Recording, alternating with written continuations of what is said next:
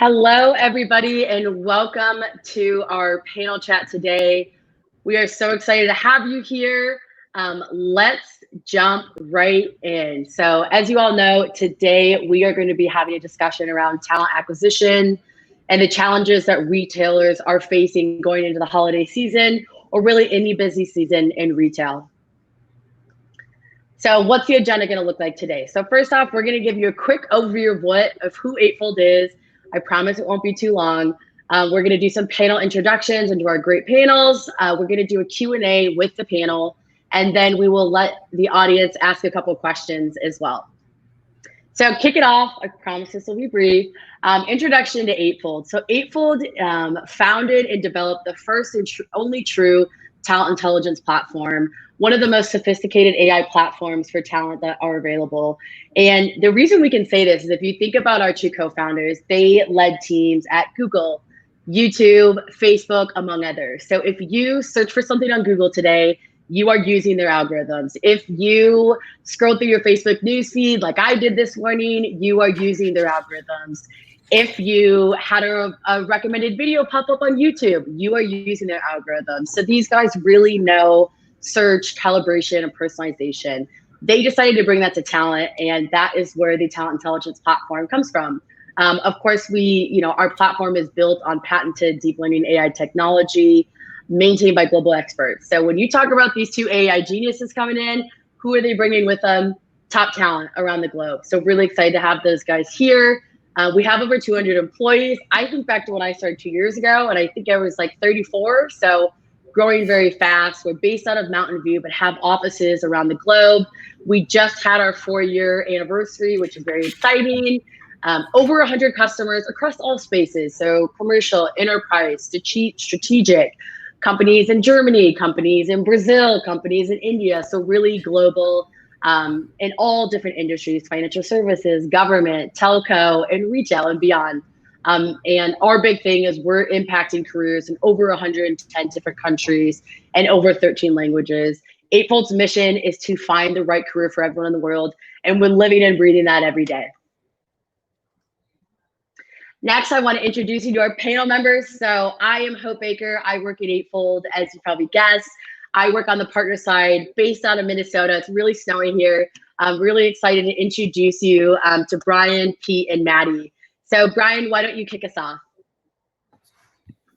Great, thanks, Hope. My name is Brian Fieser. I am a consulting psychologist and have been in the talent management and the talent acquisition space for the last 20 years. So on the consulting side, have worked with a number of large retailers and regional retailers, and look forward to talking about how in this peak season, we're looking at how advances in technology and in artificial intelligence can really help clients kind of revolutionize how they think about going to market and acquiring talent and finding talent in more efficient ways than they have in the past. And so happy to be a partner with Eightfold, and look forward to the conversation. Thanks so much, Brian. Pete? Yeah, thanks, Hope. So I'm Pete Lawson. I lead talent acquisition here at Postmates. If you're not familiar with Postmates, it's an on-demand delivery platform. We're revolutionizing urban logistics and connecting customers with local couriers who can deliver pretty much anything to anywhere within minutes. So prior to Postmates, previously I was working as a talent acquisition leader in hyper-growth companies like Anaplan, Zenefits, Glassdoor, SuccessFactors, now SAP. Really where I take the most pride is building or rebuilding the talent acquisition machine and revolutionizing, how we're building an employment brand, a talent brand that's attracting the best and brightest people and possibly deflecting the people you don't want to your brand. A little anecdotal tidbit of obviously, my background is in TA, but post-college, I pursued an acting career, moved to Chicago, and retail was what helped me actually survive and live and thrive, because as we know in acting, it's glamorous and only if people are paying you. So I had a lot of experience building teams on the retail side, actually, for brands like Trader Joe's, Old Navy, Gap, Banana Republic, J. Crew, and then Abercrombie and Fitch. So excited for this topic because I have the corporate side. It definitely have been through the peak seasons of the holiday season and hiring on the retail side. So excited for the conversation. Thanks so much, Pete. And we might get a song out of him later. We'll see.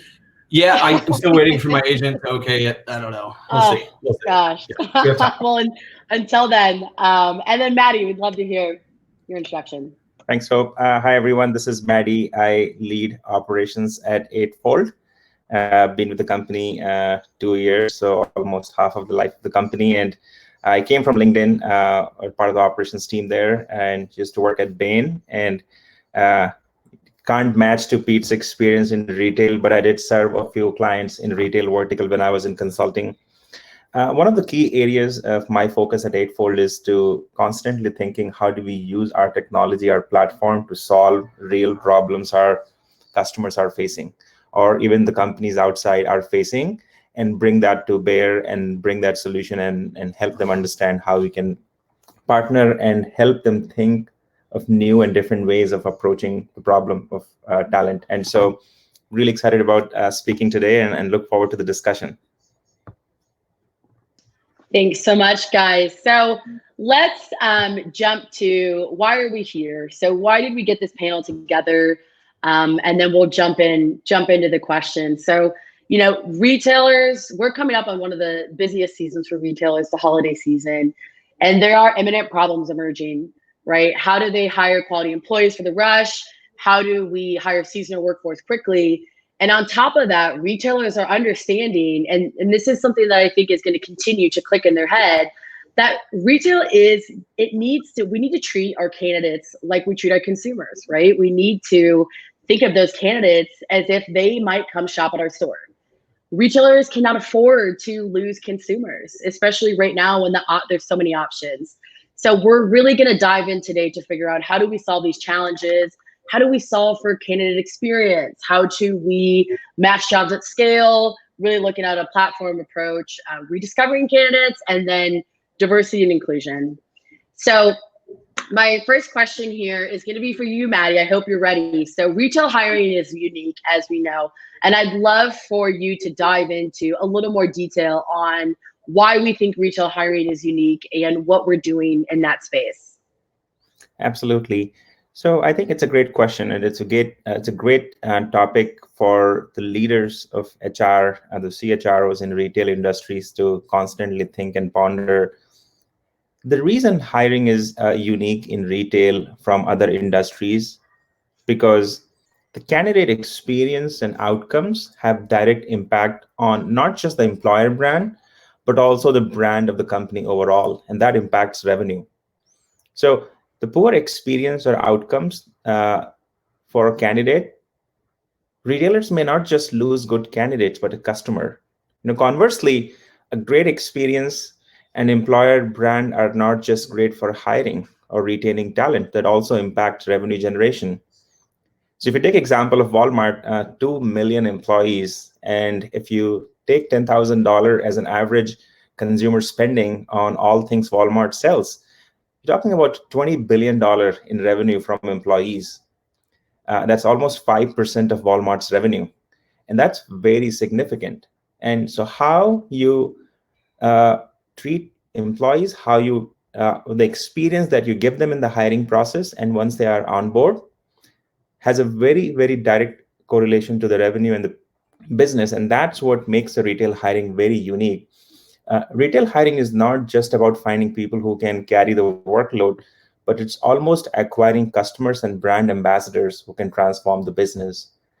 And I think that makes it very interesting. It makes it even more challenging for retail companies to hire people, and something that they should consider as they think about the retail hiring, and even in the holiday season, how do we bring more and more people, keeping that in mind.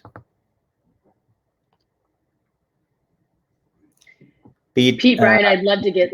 Yeah. No, I was finding the mute button here. No, I was 100% what you just said, Maddy. I think to me, when I start thinking of from a brand standpoint, they intertwine. I mean, consumer, and then on the retail end, consumer brand and talent brand to me are very much intertwined together. And I think the advantage you have in consumer based organization is that you can, if you have a social footprint, if you're tracking, understanding who your consumers are, now you already know who your base is for your potential employees that you can go out and attract into the organization. And I think a lot of times organizations will try to grow ambassadors from within, acquire employees and then grow their talent ambassadors, which is fine too. But I think the reverse can happen much more smoothly, where you have people that are already attracted to your brand as a consumer. They're really into, whether your civic responsibility is really showcased in your brand or whatnot, but they're really tied into it as a consumer. How do you convert those people into employees? That to me is like the easiest kind of ripe field for talent for attracting them into your organization. Yeah, thanks, Pete. So I think there's maybe a different perspective as well on retail, which is, most organizations don't go through the year and have to double their workforce during a peak season, right? And so there's clearly, when we think about the total revenue generated in the peak season for retailers, an extreme focus on their year in what might be a 12-week period. And so it's a critical time to have the staffing that meets the demand from the customer base. And if you don't meet it, you don't hit your year. And so it's a really important piece in the business perspective on talent acquisition is maybe so independently kind of created on the talent acquisition space during peak season for retailers that it's got the eye of executives across the business. Second of all, besides just the nature of scaling the workforce, we had, when early in my career, I worked at a little boutique retailer. We would scale, twice a year during 2 peak seasons. But it's also about how and in what ways do you create speed to hire. So in the hourly workforce, we're also thinking about things like what's the ability for those hourly workforce employees or candidates to go somewhere else and get a quality role in a very similar kind of position in other retail positions or other hourly workforce positions. And so speed to hire is also, for quality candidates, a really key metric as we think about candidate experience and their ability to get a quality job in a fast time frame from application onwards. Yeah, one more thing to add on to that too that I forgot to mention is, I think a lot of mistakes I see, or maybe missteps in the peak season, is it's an always-on approach to me. I know, like, the holiday season is going to come. We have a calendar. We know it's coming. Like, it's something that you can see a lot of retailers just gearing up for. I think where there's maybe not enough fuel being put into the fire is throughout the rest of the year. Is, like, to my earlier point of knowing who your customer base and consumer base is. And whether it's drip campaigns or certain marketing collateral, or how you're speaking to that audience about the upcoming holiday season, or even just what it's like to work for the organization as an employee, you have the rest of the calendar year to do that. And I think when it comes to peak, the goal would be that you already have a really great, rich talent ecosystem that you can start to pull from, that you've now been nurturing throughout the year, as opposed to scrambling in that December timeframe or October timeframe to kind of gear up for the holiday season. So I think that's just a key part of just kind of an always-on approach as well. Yeah, I liked everything you guys said. I think that feeds right into the next question about candidate experience. When we're talking about a candidate in this light, we might not be talking about somebody who applied yesterday. We could be talking about somebody who applied a year ago. And a lot of times when we hear candidate experience, people think chatbots and all these different features. And I think, at least I know at Eightfold, we see that as so different. So Maddy, I'd love to get your take, and then of course Brian and Pete jump in. Absolutely. Great question and a great topic of debate, Hope. So first of all, candidate experience is not chatbot. The transformative candidate experience is not about speaking to a configured chatbot. It's, to some extent, it's a table stake. And we hear this quite often while talking to retailers, the emphasis on chatbot and that experience. But the reality is the chatbot is solving a problem from the last decade. It's a communication channel which is very convenient, aligns really well with the demographic alignment of the workforce within the retail. But our view is a meaningful experience is really about the data-driven personalization and the relevance throughout the process, from job discovery to application process to interactions to engagement. Retailers' ability to engage with individuals at scale and still make the individuals feel that it's a personalized engagement.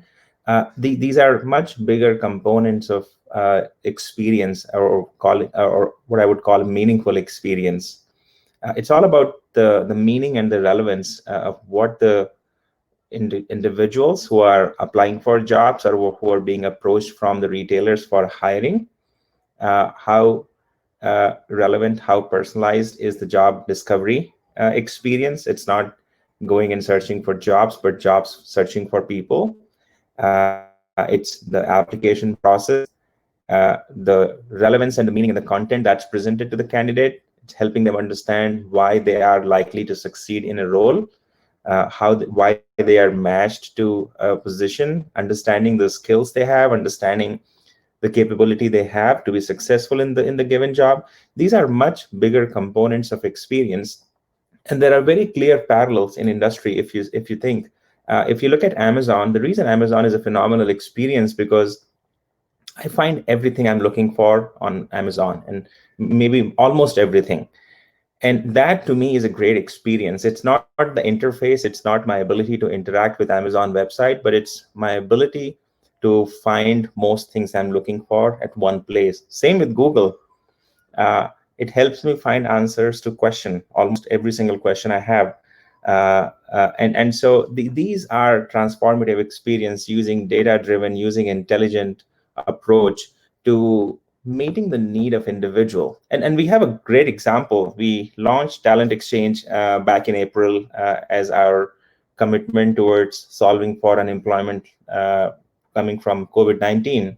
And we talked to an individual who was sharing his experience of getting a job from Talent Exchange. And he said that after he went through a few rounds of discovery and understanding his own profile, the job that he found was the next level of what he was already doing. And that's a meaningful experience.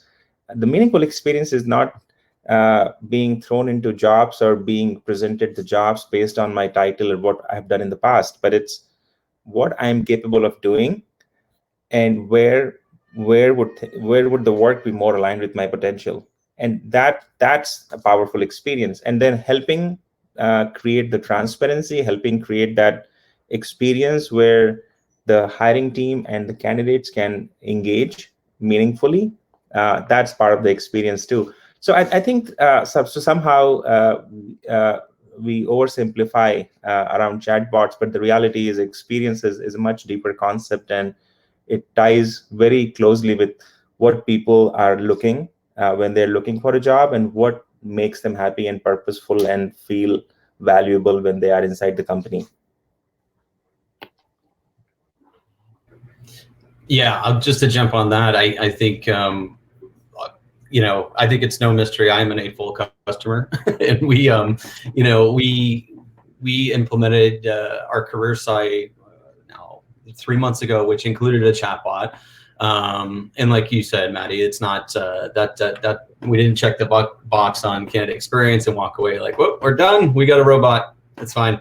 I think I think what's been interesting is the behaviors we're seeing now just on candidates coming to our site and how they're interacting with us in a way that just didn't happen before, where, to your point, we're matching, they're uploading their resume, and then we're matching roles for them, opportunities we might not have, they might not have even clicked on before, even understood existed for them. And when we're telling them, hey, you could be a match for this, this is something we should maybe discuss, that's opening up all these different conversations, which then uncovers a whole different layer of diversity and other topics that kind of just are buried underneath that. I think one really interesting statistic is our female applicants have gone up 30%, like year over year as a result, and where I think maybe Brian, you're more the psychologist on this, I guess, but I think that everybody's read the studies on the behaviors of male applicants versus females. Males, I'll say it because I am one, tend to think they can do all the things that maybe they can't, and they'll put that on their resume. And females are less opt to, they're more conservative in how they would apply. And I think what's been really great is seeing the behaviors, to my earlier point of how our female applicants are interacting with us. And then, therefore, we're giving a whole different, not even experience, but just employment experience and recruitment experience, and matching these opportunities to the just in the point. I might interrupt there just for a second. I might even suggest that the female applicants aren't engaging any differently. It's that we now are identifying unknown or unconscious bias that we had engaged in the process, and are kind of limiting or removing that structural element from the process. Exactly. And I think that's likely why we're seeing increases in not just applicants, but hires for those people engaged effectively with the Eightfold platform. And I think it's not about a changed behavior on the applicant side. I think it's a changed engagement process from the system and people in the organization. Yep. My audio, you guys got me still? Good. Yeah, we can hear you. Okay.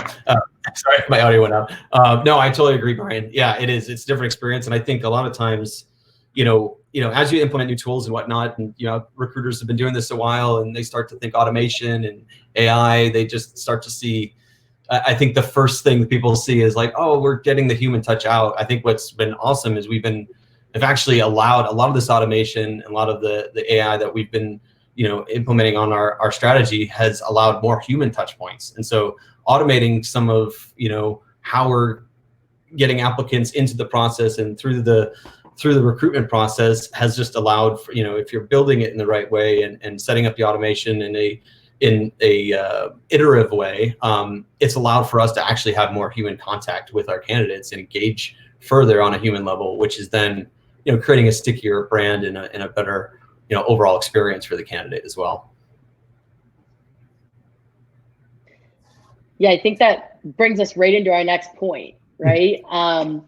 Where the next question and statement is really around job matching at scale. So how do you match people with jobs at scale in retail? And when you look at companies such as Target and Walmart, among the many others who have to hire thousands and thousands of people right now in a short time period, how do they process those, and how do those recruiters make sure that they still get to have the conversations they need to have, but they're having them with the right people? So to Brian, I'd love to understand, how are you seeing retail companies solve for this, and what do you think the path forward is? Yeah, so maybe I start with what was tie this back to one of the first questions too, which is candidate experience that then falls into the matching. But it's really an interesting paradigm shift. So Maddy talked about it, but instead of a candidate going and doing a keyword search and finding roles based upon past titles, now they are going in, loading a resume CV, and they're getting a skill match that presents then different options for them. And it's a really interesting shift for the candidate as much as it is for the company on the other side. And so with the AI technology, not only to present different roles based upon their patented technology around AI that allows them to look at skills and break down skills and predict performance and predict success. But candidates, Pete, as you were saying, like candidates sometimes now have different options presented that is a personalized experience they don't get at other places. They get an experience which is the candidate-driven experience based upon what keywords they put into the search menu, right? And now they have an engagement with a company that's more holistic than they did before. So that's part of the candidate experience that I think is important as we think about the skill matching, because it has a benefit to the candidate as it does to the organization. We have worked with organizations in the past, large national grocers, for example, that might have on average 5,000 to 7,000 hires per week during non-peak times. And then they're going to double that during peak times, maybe triple during some of those weeks in the early hiring season. And so how in what ways do recruiters have enough time in their day to feed through all of the different resumes that come in and the different applications that come in? And so one of the things with the skill matching with Eightfold is that we now have an ability for the artificial intelligence to give us the best matches as recruiters to source the most effective candidates. And so as we think about things like our media spend, as we think about how we are engaging our marketplace to produce applicants, we are now able to not just produce applicants, but then have our recruiters focus on the most important matched applicants in that personalized experience. So I think it's a really interesting shift from just simply looking at applicants on a daily basis that come into the queue versus those that are matched high quality based upon the skill sets that are presented in their backgrounds. Yeah, one thing I would add, Brian, I think you said it in a different way, but one of the biggest challenge that we hear from some of the talent acquisition leaders in the retail industry is just the application volume, especially in the hiring season. And some of the leading retailers get millions of applications every year, and they might get 1 million applications just in the season. And so how do you deal with that volume? It's practically not possible for any human being or any number of human beings to go through that level of application. So, and related to that concept is about candidate experience. More than 90% people who apply for a job never hear back. And that's a definition of bad experience. So you can have a chatbot, you can have a machinery around solving this problem, but if you're not getting back to candidates in a compassionate way, that sorry, we tried hard looking for a job for you, but there's nothing right now, we'll keep you in mind in future. That to me is a miss for retailers. And the technology today is advanced enough to allow to enable doing that. So it's not just getting 1 million applications, how do you match them to the right job, but how do you get back to them? Whether you hire them or not hire them, are there scalable ways? And I think some of our existing customers have done a great job of this, managing this process where they can have a one-click smart campaign go back to everyone who is not a right fit right now to inform them of what's happening in the process and be very compassionate about not be able to find something right now, but be able to do something in future. And just imagine the kind of experience you deliver by doing that, the goodwill that we generate as a retailer among people, that you at least tried. You're telling them you at least tried for them. And I think that's a very, very important part of this matching at scale, is the feedback back to every single individual that has applied to your company. And that to me is sort of adding on to the experience. Well, Maddy, and I think that's a perfect point, because what we're going to see when we talk about talent rediscovery later on is you've already recruited them to be engaged with your organization, at least in their interest in looking at roles. And the ability that says you're not a fit today doesn't mean you're not a fit later. But if that experience up front is not effective or meaningful for them personally as an applicant, they may not be interested in the future. And so having a meaningful engagement, even in terms of not finding a right fit today, doesn't mean there's not a right fit tomorrow. And I think when we come later in the conversation to talent rediscovery, that's the first piece of their initial engagement with you. Yeah, it's just that another thing to add there too is just, Maddy, you mentioned the 90% of people that apply never hear. I mean, there's also a section of people that enter that first round of interview that also get ghosted, that disappear, and I think that they get lost in the ATS system somewhere. Yeah. Something that we've been able to do is, and although not completely perfect yet, but we have over the last 6 months gotten better and better and better at it, as what I mentioned, iterative process, is develop SLAs on, how, when someone applies, how many days until we actually tell them, hi, human being, we care about you. We've got 1 million applicants, but this is what we're doing. Here's the status. And the ability to do that, from what we were doing before, which was not scalable. And the high volume hiring that we have is mostly on our customer success side. And so the ability to do that prior to implementing this process and this tool was not scalable, and it was very hit or miss. And the experience was definitely not, it was not cascading across the entire TA organization. But now creating these SLAs, we're able to now do a very quick audit, understand, all right, who in all of our applicant pools have we not gotten back to in 14 days or greater? Who in our applicant pools have reached the first step and haven't heard from us in a week? And as a TA leader and my leadership team, we're able to audit and quickly assess that and then manage the team accordingly. Because I think what you mentioned earlier too, I think Brian was saying it on your recruitment marketing spend and whatnot. I mean, this, if you think about it, we go out, we tell all these people that we're a great brand, come work for us, it's awesome. And then just click here and you'll never hear from us. It'll be awesome. It's a horrible experience. And then, the peak season ends and then it comes back and you go out and try to, and you spend all that money again. I mean, you already have a real big ecosystem of people that are already interested. So just the small little touch point of even just having them understand where they're at with the process. And I like to be overly, transparent with it too. So if they're not matching for some reason, understand.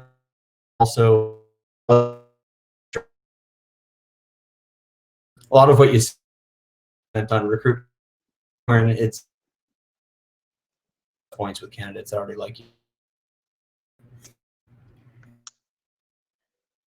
Pete, I think we lost you a little bit. Unless that's me. Is Pete gone? No, I think he's froze for me as well. Okay, I'm like, is it me? Yeah. So we'll let He's Pete in his join. guitar. He's going to grab his guitar. Yeah. That's perfect. We've been waiting for that. So I want to sum up something really quick, because before we jump to the next question, you had Maddy mentioning the 20 billion in revenue. This is just Walmart alone. The 20 billion in revenue their employees are going to spend. Now take that for all retailers and look at the applicant pool, right? You're talking about media spend, Brian. You're talking about media spend. You're spending money to get these people to come in the door, and then you don't even answer them. And you think about a brand like Postmates, if they don't get back to an applicant, they might have just lost a customer. So Pete knows that, right? I have to get back to these people because I might lose somebody who's going to use my platform to order Diet Coke next time they need Diet Coke in the grocery store. So it matters. So with that, I want to jump to the next question. And Pete, we're going to be coming over to you again. But at Eightfold, we have a philosophy that a platform, really having a platform holistic view, solves a lot of the challenges we're talking about for experience and outcomes. And I was on a call this week, and an executive said that the average company has over 230 software subscriptions today, the average company, and there are thousands of integration points. So that ties right in with experience for the employees and candidates. And Pete, I'd love to hear, how are you guys solving for really the platform experience and the outcomes that you're achieving with that? Great question. I think that's 230 is crazy.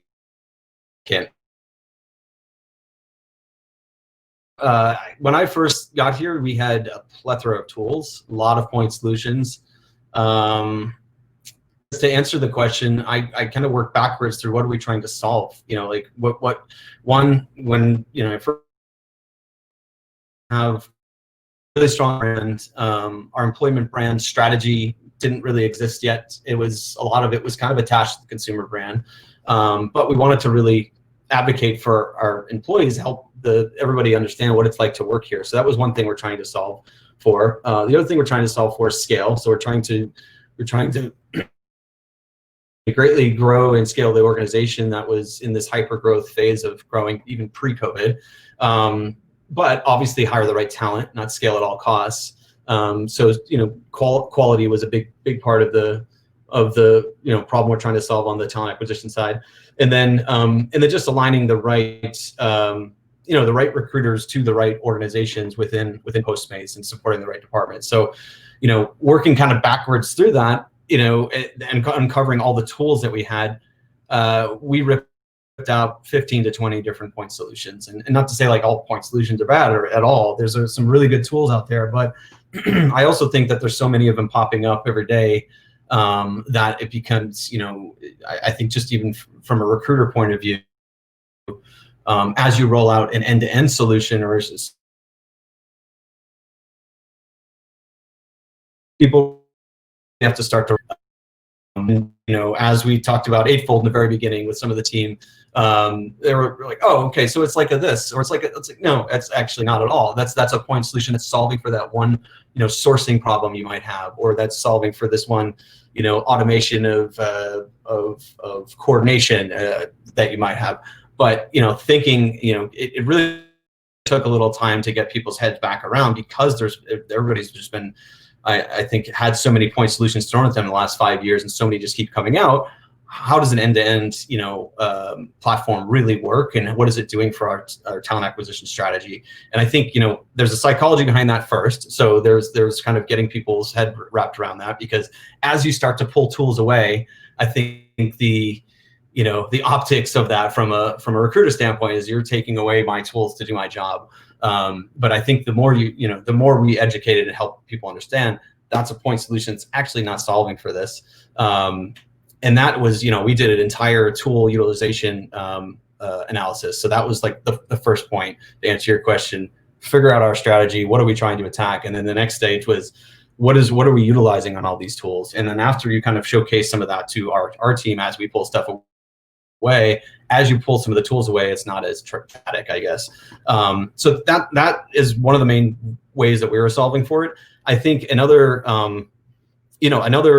piece of this is that I like to try to go down to basics as much as possible. That's just kind of my style. So, I grew up on the TA side within the at Robert Half. So on the agency side, where, I guess I'm saying my age, but it was just like, here's your yellow book, go find your clients, go figure out your candidates, good luck.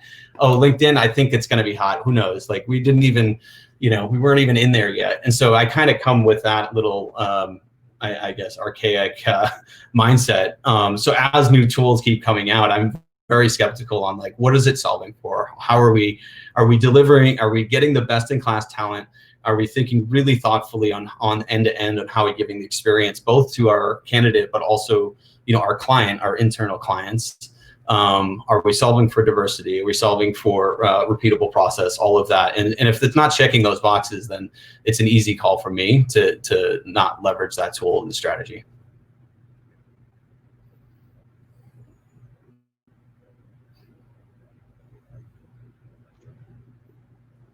Is this my guitar solo time? Yeah. Got it. Yeah. Pete, that was so profound that all of us are taking our minute to. I think, Pete, I mean, you said it really well. It's really about the platform. There are 10 channels of hiring. I can hire from my marketing outreach. I can get referral from another associate at a retail branch. I can have people applying to my career site. And so there are 10 different channels of hiring, but how do you look at talent holistically? And not just at the point of entry, but throughout the end-to-end recruiting process, to create that consistency in the standards and quality lens that you're looking at individuals and making objective decision holistically across the talent pool. I think that's really the key. And I hate repeating this, but that's another great part of the experience, that you are treating every single individual coming from 10 different channels through same lens of objectivity and the process. And that's massive. I think the biggest challenge that retailers face today, there are 10 different channels of hiring, and not very often these channels talk to each other. And that just creates proliferation and inconsistencies in the hiring process itself, which is not very productive. That doesn't help you move at a speed you need. Brian, you mentioned that the velocity is so important, the speed of hiring so important. But if you don't have the systems who orchestrate the end-to-end hiring through the unification of sourcing channels, it's very hard to achieve that goal. And most of it leads to inefficiencies in the process. Yeah, I'll just quickly follow up. I think Hope, you mentioned a pretty big system. I think I've seen studies that look at enterprise HR, looking at over 30 systems just within enterprise HR as a capability. And so when we think about like what is different today for retailers, for mass hiring events, and I think it's the advent of we talk about this big data issue, right? And so I think one of the advantages is we've had access to big data for a long time, but what do we do with it? And so I think people have kind of been maybe a little bit inundated with how much information, how much data they have. But until recently, we haven't been able to actually leverage that data to do really meaningful, insightful things. And so this is why part of the reason I'm so excited, because I think finally we're able to start delivering on the promise. We're able to start thinking about how do we deliver the promise that was early in the cloud SaaS days? How do we start delivering on the promise of having these ubiquitous data connectors so that we can integrate systems that might be point solutions, but we can't do anything with the data? And so now we have an application that can actually source this or be the repository of all this data and actually provide meaningful outcomes to it. And do it at scale and in a way that predicts performance, the way that predicts better matches. It is in many ways what I think the industry has looked for a decade. So that you brought up a really great point, and I'm going to come back to you. Hope. I was muted. Thank you, Maddy. The classic Zoom webinar thing. So Brian, you brought up a really great point, and I'm going to come back to you with this question. As we just talked about, the platform play is a paradigm shift. It is. On top of that, we have seen another really big paradigm shift in talent, and it fits really well into the retail space, and especially with the holiday hiring. It's candidate rediscovery and personalized engagement. We've been talking about candidate experience. It's weaved in with every single question, every single answer it's come up. So, Brian, I'd love to hear, your thoughts and what you're seeing in the market with talent rediscovery and personalized engagement. Yeah. So, this concept of talent rediscovery, Pete mentioned earlier, like in terms of consolidation of systems, but this idea that how do we have a holistic view of our candidates, of our talent in a single place? So that could be applicants, it could be current staff, it could be alumni, it could be any number of ways that we're looking at our available pipeline of potential fills. And so in the talent rediscovery space, for years, we would do new SaaS-based implementations of talent acquisition software. And when clients, in years past, when clients would be saying, okay, we're going to go from one system to a new system, and they've got a repository of old applicants, we'd always say, no, we're going to start fresh. We're going to start a new campaign with a new ATS. And that data is outdated. It's not meaningful anymore. It's old. The process is too difficult to get it over in a meaningful way and use it effectively. And that world has changed. That world has changed because now we have an ability with Eightfold to keep that data for past applicants updated through quarterly feeds from other social campaign or other social external outlets. And so how and in what ways do we think about our ability of past candidates to keep them updated and then have the ability to actually search effectively for them? So the current ATS solutions have very limited kind of effective searching capabilities for candidates. And then the classic case is the data's old. It's 2 years old. It's 1 year old. It's 2 years old. And now with Eightfold, we have the ability to have that data continually being updated relative to skills and capabilities of those previous applicants in a way that allows us to search and rediscover the existing talent that's already applied in some way. And so for retailers, and Pete mentioned this as well, like in many ways, there's a media first campaign strategy to when peak season comes in, we're going to go media first to get our flow of applicants back into the funnel, right? And so if we think about, we're paying in many ways to re-recruit the exact same people we recruited before. And so how and what ways do we think about engaging in meaningful search with updated skills based upon previous applicants in our system, based upon alumni in our system, that then allows us to meaningfully, in a personalized way, reach out and engage them to rehire in a peak season, or in that way, any actual need, independent of peak season in retail or not. It's a way to use the people you've already recruited to your platform, and to do so without additional spend. We are recruiting, re-recruiting, and paying for that media spend each time, every peak season.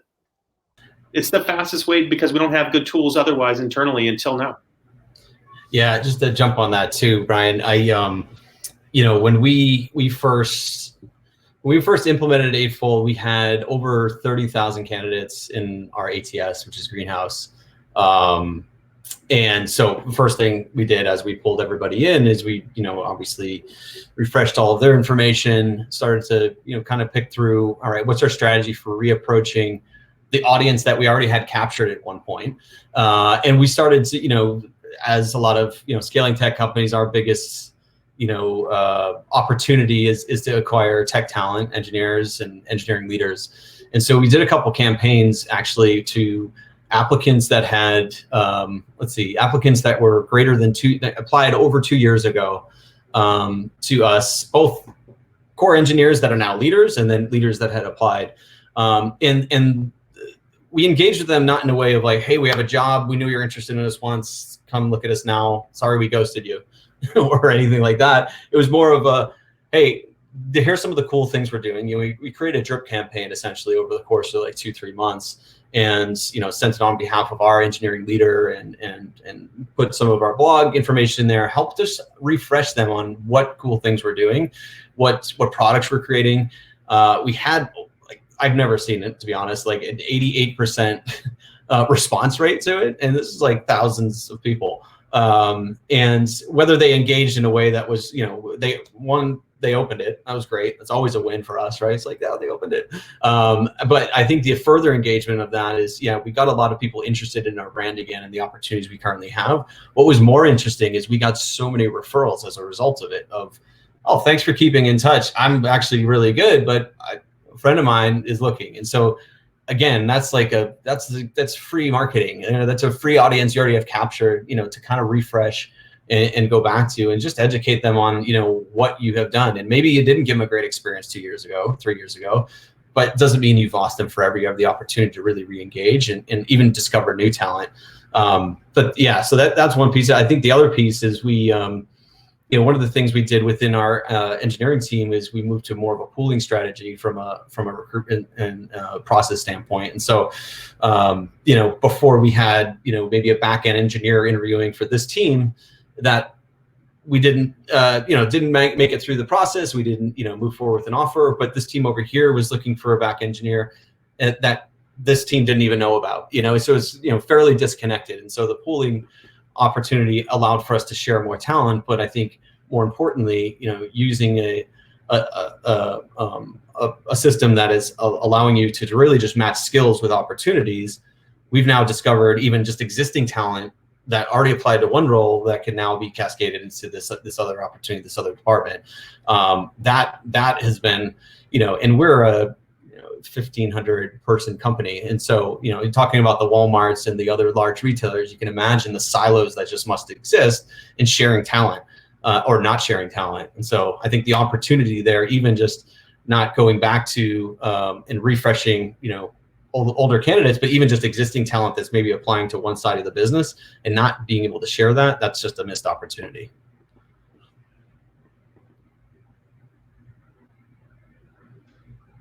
Maddy, we'd love to get your take on this. I mean, there's all great things have been said, Pete. I think the only thing I would add, one of the most interesting observations that I've had with this approach of marketing, and I think every talent leader should measure this metric, that how many people or how many leads you get from the marketing campaign that are matched to the right job. What percentage of leads that come from your marketing spend are matched to the right job? Because you can spend all the money in the world to find the target audience, cultivate them, nurture them, reach out to them, engage them, and have them land on your career site. But if you can't match them to the right job, then quite frankly, that was not a very productive investment. That was not a very productive spend. So if you don't have a very robust matching engine behind your entire marketing effort, then I urge talent leaders to look at this metric, how productively they're spending marketing dollars. Because at the end of the day, what you really care about is giving people the right career. And if you don't have an engine which is designed to enable that, then it's not the best thing for the business, for the candidate. So I think all great things are said, but I think it's a very integrated view, and the talent leaders need to take when they are going after the candidate pools. Absolutely, Maddy. You guys all hit it right on the head from all the different perspectives. I love that. So we are at our last panel question, and this is a big one for all of us. And Pete, you already touched on it. Some of the results you've already seen, and I think it's in all industries. This is a high focus. It's very, very polarized now, and we have to find ways to address this. So, at Eightfold, we believe that diversity and inclusion should be at the forefront, not an afterthought. This is the center of everything.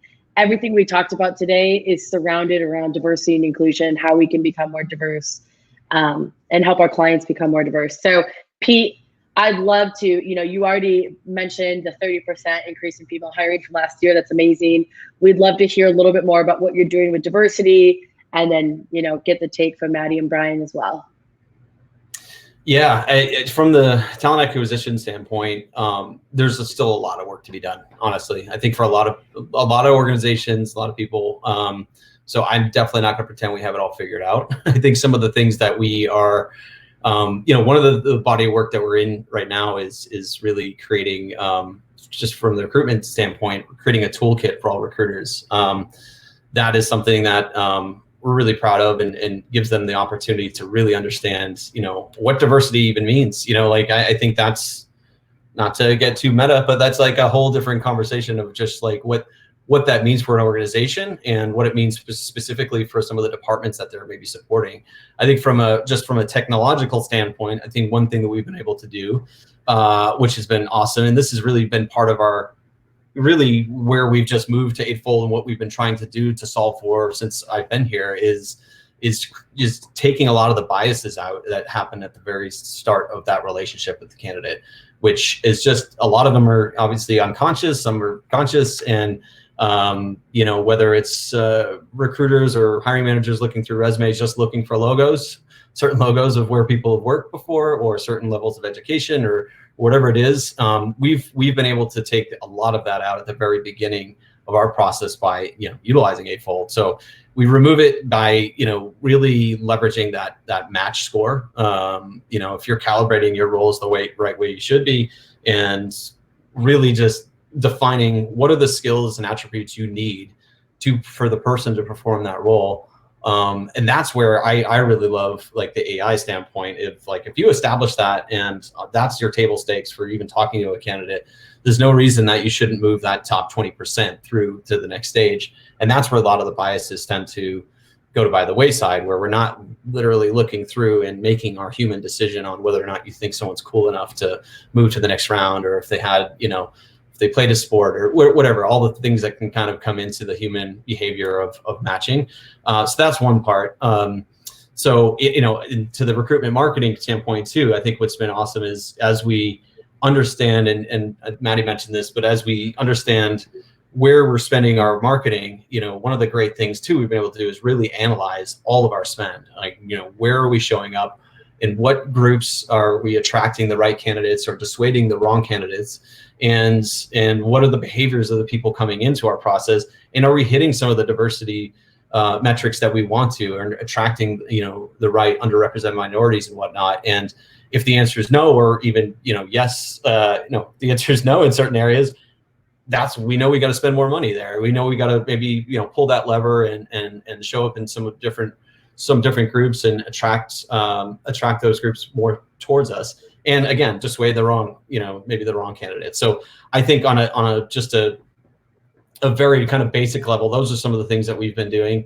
And then, another thing, managing pipelines more actively, by using the diversity filters. I think that's something that has been really, really helpful for us. I think the first step for us was to understand, what are our diversity goals? What are we, who are we, and what are we hoping to be?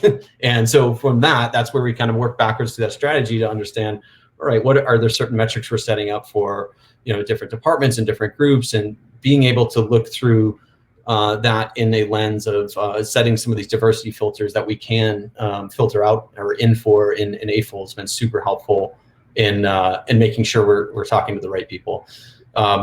I don't want to hog. I got a few more points. I want to make sure I share the love, but those are some of the basic things that we're doing. But like I said, there's just so much more that goes in beyond this. As we get into one last thing I'll mention is as we get into the experience, and I'm talking more the front end of getting candidates into the process. But as you move candidates through the process, one other thing that we've been able to measure, again through the analytics of Eightfold, is understanding just the behaviors of certain candidates, or the behaviors of us, as we move, whether it's underrepresented minorities or male or female candidates through the process, we've been able to uncover, are there certain behaviors that are happening that we need to address, again, unconsciously. So then we can then tweak our process to understand, all right, we need to really change how we're thinking about this process, because we're noticing that, these candidates are not making it to the end stage. What is the diagnosis for that? And so I think having the tools to be able to analyze that and understand that is key. Now, what you do with it that's step 2. Yeah, Pete, if I could just jump in, I think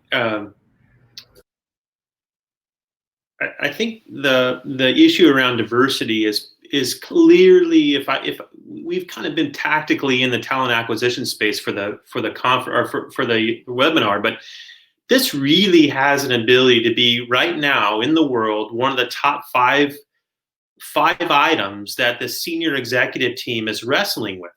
So how and in what ways are we as a company going to engage our communities? How and in what ways are our workforce going to engage our communities? How and in what ways will our workforce represent our communities?